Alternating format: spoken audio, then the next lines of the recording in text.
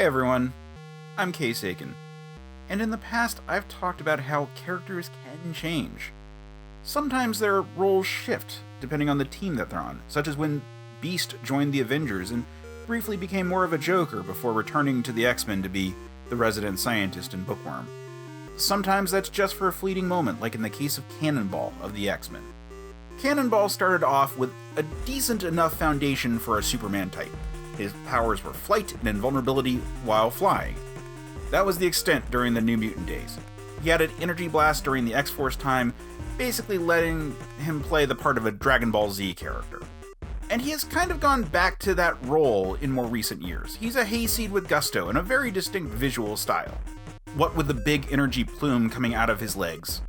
However, there was one glorious moment where he was poised to become the X-Men's latest Superman Analogue.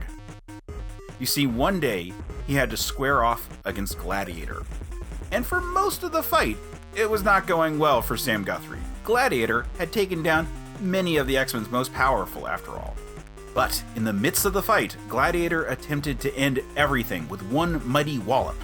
However, Cannonball's invulnerability comes from a kinetic energy field, which absorbed the impact in this case, and let him redirect it back at the Stronian superhero. Now, to be fair, the way you beat Gladiator is to surprise him, so anything that catches him off guard leaves him open. So the more impressive part was the no-selling of the hit, not the retaliatory punch that Cannonball was able to pull off. And frankly, since then, Cannonball has rarely shown the same ability. This was just a brief glimmer by a writer and art team that clearly had been watching a lot of anime. But oh, was it amazing to see. For now though, Cannonball has stepped back to let other mutants shine. Before I go, I want to call out the New Mutants for being a great example of interesting design. All of them have powers and styles that identify who they are without being tied to a specific costume. We saw this both with Sunspot and Cannonball, and that holds true pretty much for everyone else on the team. Excellent work that has held up over time.